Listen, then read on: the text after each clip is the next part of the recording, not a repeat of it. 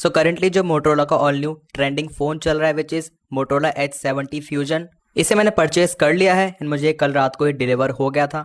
इसकी मैं कल रात से लगातार टेस्टिंग कर रहा हूँ ताकि अच्छी तरीके से आपको बता सकूँ एक्चुअल में इस फ़ोन में कितनी इंप्रूवमेंट्स करी गई हैं specially compared with H60 fusion.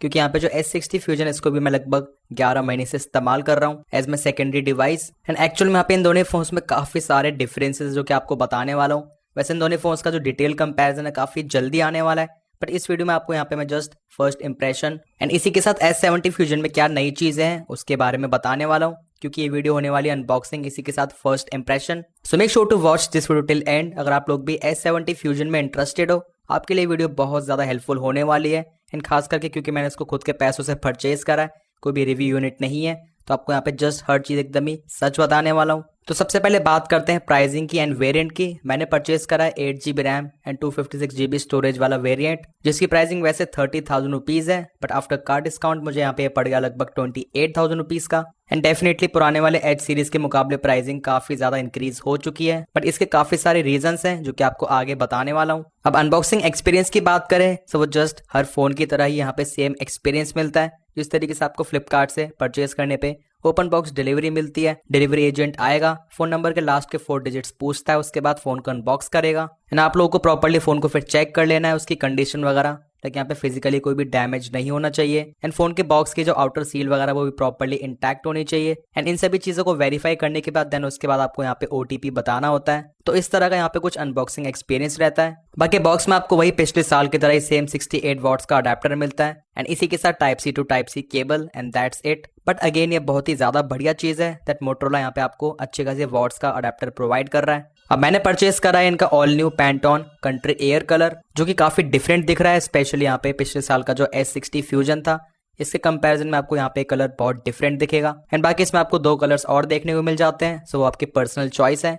अब फोन को अनबॉक्स करने के बाद जैसे यहाँ पे मैं फोन को हाथ में होल्ड करता हूँ, इनिशियल इंप्रेशन की बात करता हूँ, डेफिनेटली यहाँ पे फोन का साइज आपको बहुत ज्यादा कॉम्पैक्ट नहीं लगेगा, क्योंकि यहाँ पे इस बारी मोटोरोला ने डिस्प्ले का साइज इंक्रीज कर दिया है एंड जिस तरीके से पिछले साल के S60 फ्यूजन S60 प्रो एकदम ही आपको स्लिम कंफर्टेबल फोन्स लगते थे क्योंकि उनकी चौड़ाई भी कम थी, उस हिसाब से आपको यहाँ पे फोन स्लाइटली इंक्रीज लगेगा साइज में। बट यहाँ पे जो डिफरेंस है वो बहुत ज्यादा भी नहीं है, क्योंकि मोटोरोला ने यहाँ पे इस फोन की जो डायमेंशंस है बहुत ही अच्छी तरीके से मैनेज करी हुई है। इनफैक्ट इस वाले फोन की थिकनेस बहुत ही ज्यादा कम है, अराउंड 7.99 mm, जो कि इसको पिछले मॉडल से S60 फ्यूजन से स्लाइटली और थिनर बना देता है एंड वैसे इस फोन में काफी बड़ी बैटरी आती है, उसके बाद भी इसका वेट जस्ट 193 ग्राम्स है, जो कि टोटली जस्टिफाइड है। अब मटेरियल्स की बात करें सो बैक में आपको यहाँ पे मिल जाता है फैब्रिक फिनिश, कुछ इस तरीके से आपको यहाँ पे एक स्लाइटली डॉटेड सा टेक्सचर मिल जाता है। साइड में है प्लास्टिक फ्रेम एंड इसी के साथ फ्रंट पे मिल जाता है गोरिल्ला ग्लास 7i की प्रोटेक्शन। अब वैसे फोन काफी ज्यादा ड्यूरेबल है क्योंकि इसमें आपको IP68 प्लस IP69 की रेटिंग मिलती है एंड इसी के साथ यहाँ पे लोग बोलते हैं फोन कहीं ना कहीं मिलिट्री ग्रेड सर्टिफाइड है। सो वैसे नॉर्मली फोन के गिरने पे या फिर आपको पानी वगैरह से इसकी डैमेज की कोई ज्यादा टेंशन लेने की जरूरत नहीं है। डिस्प्ले की बात करें तो इसमें मिल जाती है 6.78 इंचेस की क्वाड कर्व डिस्प्ले, जो कि आती है 144 हर्ट्ज के रिफ्रेश रेट के साथ एंड इसी के साथ ब्रांड क्लेम करता है 5200 निट्स की पीक ब्राइटनेस। अब कुछ चीज यहाँ पे आप नोटिस करेंगे, इसको मैं कंपेयर करता हूँ S60 फ्यूजन के साथ। सो यहाँ पे आप देखेंगे डिस्प्ले का साइज जस्ट स्लाइटली आपको बिगड़ लगेगा एंड खास करके यहाँ पे डिस्प्ले के साइज का डिफरेंस आपको चौड़ाई में काफी ज्यादा नोटिस होगा। एक और चीज आप नोटिस करेंगे दैट यहाँ पे जो S70 फ्यूजन है उसके डिजाइन में आपको जो कॉर्नर्स है काफी सर्कुलर मिलते हैं एंड इसी के साथ यहाँ पे जो आपको कॉर्नर्स में बॉर्डर्स मिलते हैं वो भी काफी ज्यादा विजिबल होते हैं as compare to S60 fusion. तो बेजल्स के मामले में कहीं ना कहीं यहाँ पे जो उसका पुराना मॉडल था वो ज्यादा सिमेट्रिकल लगता था एंड अभी आपको यहाँ पे कॉर्नर्स में ज्यादा बेजल्स दिखेंगे। मुझे पर्सनली वाली चीज इतनी ज्यादा पसंद नहीं आई है, मुझे यहाँ पे जो सिमेट्रिकल बेजल्स हैं वो ज्यादा पसंद आते हैं। एंड वही बात करें साइड के बेजल्स की, वो भी आपको यहाँ पे S70 फ्यूजन में एवर सो स्लाइटली ज्यादा दिखेंगे, ऑल्दो यहाँ पे जो साइड के बेजल्स है उसमें डिफरेंस बहुत ज्यादा नहीं है। इनफैक्ट S70 फ्यूजन में आपको डिस्प्ले के जो कर्व्स हैं वो भी काफी ज्यादा कम दिखेंगे, ये इतने ज्यादा गहरे नहीं है जस्ट लाइक S60 फ्यूजन। सो कहीं ना कहीं इसमें आपको जो कर्व डिस्प्ले वाला फील है वो थोड़ा कम मिलेगा डेफिनेटली मोटोरोला के पुराने फोन्स के कंपैरिजन में, बट इसके यहाँ पे कुछ बेनिफिट्स भी मिल सकते हैं, लाइक इस तरीके से फोन को होल्ड करने में जो एक्सीडेंटल टचेस है वो काफी कम होंगे एंड कहीं ना कहीं आपको यहाँ पे जो कर्व्स है वो कम मिलते हैं, इस वजह से फोन की जो डिस्प्ले है उसका यूजेबल एरिया भी ज्यादा फील होता है, ज्यादा चौड़ाई फील होती है डिस्प्ले की एंड वैसे ओवरऑल डिस्प्ले की क्वालिटी बहुत ही ज्यादा बढ़िया है। लाइक यहाँ पे आपको मल्टीपल ऑप्शंस तो मिल ही जाते हैं, जस्ट लाइक यहाँ पे आपको कलर्स के मामले में नेचुरल, रेडियंट या फिर विविड इस तरीके से मोड्स मिलते हैं एंड स्पेशली मल्टीपल मोड्स में स्विच करने के बाद आपको यहाँ पे जो डिफरेंस है वो क्लियरली नोटिस भी हो जाता है। एंड इसी के साथ इसमें आपको 144 हर्ट्ज का रिफ्रेश रेट मिलता है, बट यहाँ पे आप देखेंगे हाइपर स्मूथ पे करने के बाद भी ये 120 हर्ट्ज शो कर रहा है, क्योंकि आपको यूआई में मैक्सिमम 120 हर्ट्ज का ही सपोर्ट मिलता है। एंड कुछ पर्टिकुलर गेम्स में आपको मे बी यहाँ पे 144 हर्ट्ज का सपोर्ट मिल सकता है। एंड इसी के साथ यहाँ पे आपको मिल जाता है फ्लिकर प्रिवेंशन। एंड आउटडोर्स में डिस्प्ले की ब्राइटनेस की बात करें तो वो भी आपको एकदम ही सफिशिएंट मिलती है, विजिबिलिटी में कोई भी प्रॉब्लम नहीं होगी एंड डिस्प्ले काफी ज्यादा ब्राइट लगता है। वैसे ब्रांड क्लेम करता है 5200 निट्स की पीक ब्राइटनेस, बट वो ऑब्वियसली आउटडोर्स के लिए बिल्कुल भी नहीं है। एंड आउटडोर्स में आपको यहाँ पे हार्डली 1400 से लेके 1500 निट्स की ब्राइटनेस ही मिलेगी। एंड वही बात करें HDR कंटेंट की, सो वहाँ पे भी जो ब्राइटनेस है वो सफिशिएंट है, बट हाँ एक चीज मैंने नोटिस करी, इसकी ब्राइटनेस S60 फ्यूजन के मुकाबले थोड़ी सी कम रहती है, बट जो HDR की परफॉर्मेंस है वो बहुत ही ज्यादा बेटर है। लाइक यहाँ पे आपको एक्चुअल में काफी बेटर डायनेमिक रेंज मिलती है YouTube पे HDR कंटेंट में। सो यहाँ पे एक्चुअल में मोटोरोला ने क्वालिटी को काफी इंप्रूव करा है रेदर देन जस्ट नंबर्स। और प्राइस के हिसाब से मैं इसके डिस्प्ले को आराम से 10 आउट ऑफ 10 रेट कर दूंगा, मुझे बहुत ही ज्यादा पसंद आई। अब सॉफ्टवेयर एक्सपीरियंस की बात करें तो यहाँ पे जस्ट अदर मोटोरोला के फोन्स की तरह ही एकदम ही स्टॉकिश एंड्रॉइड एक्सपीरियंस प्रोवाइड करता है। एंड इसमें आपको आउट ऑफ द बॉक्स मिल जाता है एंड्रॉइड 16। अब जो सॉफ्टवेयर एक्सपीरियंस है वो काफी ज्यादा अच्छा है, फोन की स्मूथनेस आपको बहुत अच्छी लगेगी, स्पेशली यहाँ पे जो S60 फ्यूजन वगैरह उसके कंपैरिजन में एनिमेशंस ज्यादा क्विक हैं, ज्यादा स्मूथ है। एंड इसी के साथ जिस तरीके से कैमरा एप्लीकेशन को ओपन एंड क्लोज करने में उसमें काफी ज्यादा लैग्स एंड जिटर्स आते थे लॉन्च टाइम पे, वो चीज यहाँ पे बिल्कुल भी नहीं है। एंड इसी के साथ ब्रांड क्लेम कर रहा है इसमें आपको 3 साल के और मेजर एंड्रॉइड की अपडेट्स मिल जाएंगी। तो इस फोन का सॉफ्टवेयर किस तरीके से फील हो रहा है उसके बारे में आपको बताने से अच्छा रादर आपको बताना चाहूंगा एक्चुअल में यहाँ पे परफॉर्मेंस क्यों अच्छी रहेगी। उसका जो मेन रीजन है वो है इसकी इंटरनल स्टोरेज की स्पीड, इसकी रैम, इसी के साथ इसका प्रोसेसर, क्योंकि इसमें आपको LPDDR5X रैम मिलती है जो कि बहुत ही बढ़िया चीज है। एंड इसी के साथ UFS 3.1 स्टोरेज जो कि बहुत ही बड़ी कमी थी S60 फ्यूजन में। एंड अलॉन्ग विद इट इसमें आपको मिल जाता है स्नैपड्रैगन 7S Gen 4 प्रोसेसर जो कि डेफिनेटली एक बहुत ही ज्यादा सॉर्टेड चिपसेट लगा मुझे। एंड इसका सबसे बड़ा रीजन है यहाँ पे इसका थ्रॉटलिंग टेस्ट। एज यहाँ पे आप देखेंगे जब मैंने इसमें थ्रॉटलिंग टेस्ट को रन करा तो यहाँ पे 2 मिनट, उसके बाद 7 minute and then 11 minute and then उसके बाद यहाँ पे 15 मिनट तक इस फोन में कोई भी थ्रॉटलिंग हुई ही नहीं। अब मैंने इतने सालों में अब तक कोई भी ऐसा फोन टेस्ट नहीं करा जिसमें यहाँ पे 15 मिनट के बाद भी कोई भी थ्रॉटलिंग शो ना हो। अब मे बी ऐसा इसी वजह से क्योंकि यहाँ पे ऑलरेडी जो चिपसेट है वो बहुत ही ज्यादा स्टेबल है, थ्रॉटलिंग शो नहीं कर रहा है। एंड इसी के साथ इसमें ब्रांड ने वेपर चैम्बर कूलिंग सिस्टम का भी इस्तेमाल करा है। एंड आई वुड से यहाँ पे इसके परफॉर्मेंस को फर्दर टेस्ट करने से पहले मैं इसके परफॉर्मेंस से 90% इस चीज को देख के एकदम ही इंप्रेस हो गया हूँ। बाकी बेंचमार्क स्कोर्स की यहाँ पे बात कर लेते हैं, सो आपको शो कर देता हूँ किस तरीके से इसके स्कोर्स निकल कर आ रहे हैं। ये है स्कोर्स Geekbench 6 के। एंड वही बात करें Antutu बेंचमार्क स्कोर्स की, सो यहाँ पे इसके स्कोर्स निकल कर आए हैं 11,48,000 के आसपास, सो डेफिनेटली अबव 1 मिलियन है। एंड इसी के साथ 3D मार्क में यहाँ पे आप देखेंगे जैसे मैं आपको शो करता हूँ वाइल्ड लाइफ एक्सट्रीम, सो यहाँ पे भी स्कोर्स जस्ट काफी एवरेज है, बट हाँ इसकी जो परफॉर्मेंस है एक्चुअल में इसकी जो GPU की परफॉर्मेंस है एंड ओवरऑल फोन को इस्तेमाल करने में आपको यहाँ पे जो स्मूथनेस है, क्विकनेस है, वो बहुत ज्यादा बेटर लगेगी। एंड जो वीडियो की स्टार्टिंग में फोन की प्राइसिंग वाली बात कर रहे थे वो इसी वजह से क्योंकि यहाँ पे आपको इस फोन में प्रॉपर्ली एक अच्छी क्वालिटी की स्टोरेज मिल जाती है एंड फास्टर रैम मिलती है। एंड आपको पता है जिस तरीके से अभी करंटली पीछे से जो प्राइसिंग वगैरह वो बहुत ज्यादा बढ़ चुकी है, एंड क्योंकि ब्रांड ने इस बार इन सभी चीजों में कॉम्प्रोमाइज नहीं करा है जो कि पिछली बार काफी बड़ी कंप्लेंट थी, इसी वजह से यहाँ पे इसकी प्राइसिंग डेफिनेटली लगभग 4-5 हज़ार रुपए ज्यादा है S60 फ्यूजन से सेम वेरिएंट के लिए। इनफैक्ट ब्रांड का कहना ऐसा भी है अगर यहाँ पे फ्यूचर में इन सभी चीजों की प्राइसिंग और ज्यादा फर्दर इंक्रीज होती है एंड अगर फोन की प्राइसिंग को ज्यादा इंक्रीज नहीं कर पाते हैं क्योंकि यहाँ पे बजट फोन है, सो मे बी यहाँ पे जो इसमें इंटरनल स्टोरेज है विच इज UFS 3.1 उसमें ब्रांड कॉम्प्रोमाइज करना स्टार्ट कर दे। एंड वही गेमिंग की बात करें तो ऐसा यहाँ पे ब्रांड इसको कोई भी गेमिंग फोन बोल के नहीं बेच रहा है, बट उसके बाद भी आपको इसमें बहुत अच्छी गेमिंग परफॉर्मेंस मिल जाती है।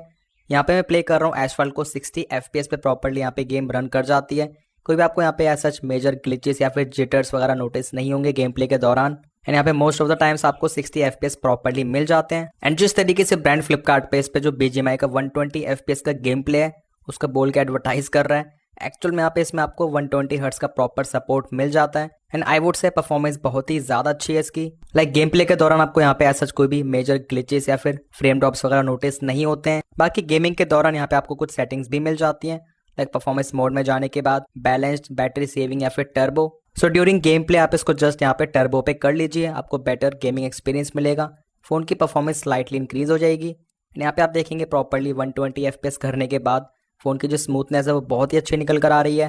अब जैसे मैं बात करता हूँ हीटिंग की, क्योंकि इसमें आपको परफॉर्मेंस भी स्लाइटली ज़्यादा मिल रही है S60 फ्यूजन वगैरह के कंपैरिजन में, सो हीट भी स्लाइटली ज़्यादा हो जाता है। बट इसी प्राइस में आने वाले और अदर एंड्रॉइड फोन्स के मुकाबले इसमें हीटिंग आपको बहुत ज़्यादा कम दिखेगी। तब भी हमें भी बैक में मोटोरोला यहाँ पे जो मटेरियल इस्तेमाल करता है वो इसी वजह से, क्योंकि यहाँ पे फ़ोन इस तरीके से हाथ में होल्ड करने में ज़्यादा गर्म फील हो ही ना। सो फर्स्ट इंप्रेशन के हिसाब से मुझे इसकी गेमिंग बहुत ही ज़्यादा पसंद आई। इनफैक्ट यहाँ पे हम जैसे जाते हैं ग्राफिक्स सेटिंग्स में, सो यहाँ पे आप देखेंगे इसमें आप HDR+ एक्सट्रीम इस पे भी गेमिंग कर सकते हो। सो HDR पे आपको यहाँ पे 60 FPS मिल जाते हैं।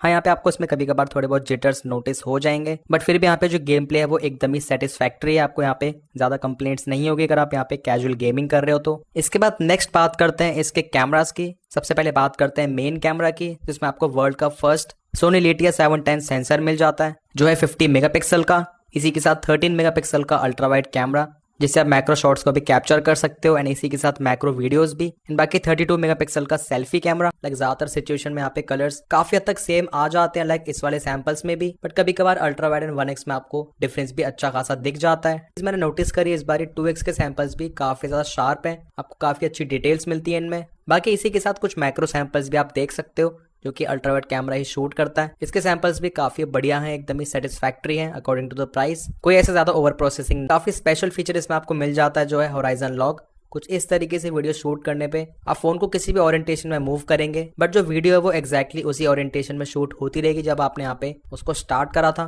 एंड देखने में सच में काफी ज्यादा मैजिकल सा लगता है। वैसे से शूट करता है 1080p 30 FPS पे, बट आपको वीडियो में शार्पनेस बहुत ही ज्यादा कम दिखेगी। एंड खास करके आप इसको नाइट में इस्तेमाल बिल्कुल भी नहीं कर सकते हो, क्वालिटी काफी खराब आती है। यह मेन कैमरा से 1080p 60 FPS वीडियो।